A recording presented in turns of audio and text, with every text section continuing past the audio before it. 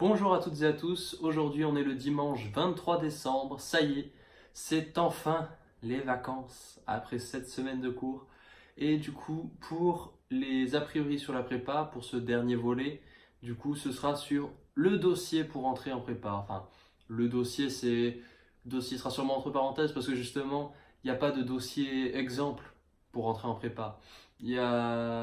Faut vraiment en fait le plus important, je pense, pour entrer en prépa, c'est vraiment faire vachement attention à toutes les matières, enfin, c'est en première et en terminale. C'est-à-dire, faut pas faire des choix et se dire, bah, je vais rien faire dans cette matière pour avoir 5 et je vais faire à fond sur les maths et la physique, comme ça je serai pris en MPSI, ou à fond sur la physique chimie et la SI, comme ça je serai pris en PCSI. Enfin voilà, faut vraiment négliger aucune matière. Enfin, j'entendais, parce que j'étais délégué en conseil de classe pour la première et la terminale, les profs parfois quand ils disaient ouais c'est un bon dossier pour la prépa, ben, quand je regardais le niveau, si tu voyais l'élève en fait, il avait la même moyenne partout. Enfin, genre en fait c'est de pas avoir de point faible. C'est genre vraiment, certes il peut parfois avoir une moins bonne moyenne générale que quelqu'un d'autre, mais en fait il va pas avoir par exemple, l'autre il aura 15 et 5, il aura 10, alors que lui il aura 10 et 10. Genre il aura la moyenne dans les deux, il aura pas un 5 qui pénalise vachement la moyenne. Du coup, voilà, c'est vraiment, je pense, sur le point que je voulais appuyer. Si vous êtes en première ou en terminale, vraiment, soignez votre dossier un maximum.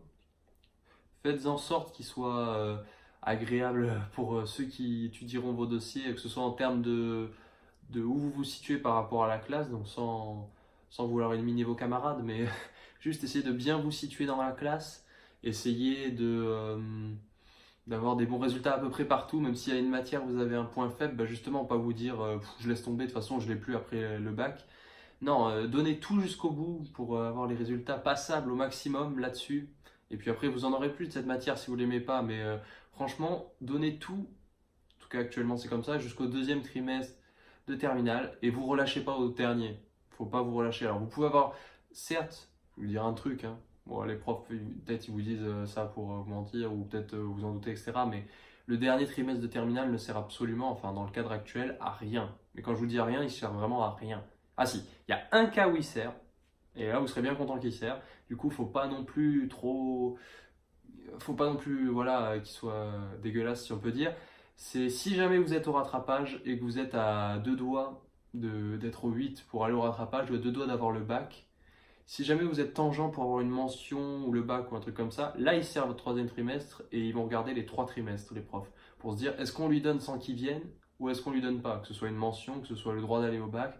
Donc ce serait dommage sur un trimestre de tout gâcher à cause d'un trimestre, genre qu'on vous donne pas le droit d'aller au rattrapage, qu'on vous donne pas le bac tout court.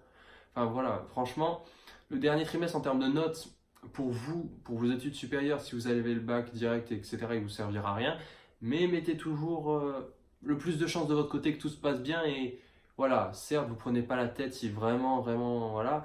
Mais faites en sorte que ce soit acceptable comme niveau. Vous avez tout donné en première et essayez de tout donner surtout, parce que c'est le plus important sur les deux derniers trimestres de terminale.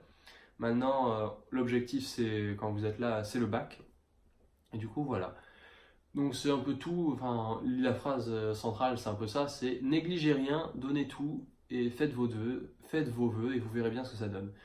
Donc je serai sûrement, donc voilà c'est la fin pour les a priori sur la prépa. Je ferai peut-être sûrement un autre truc à la rentrée, je sais pas encore.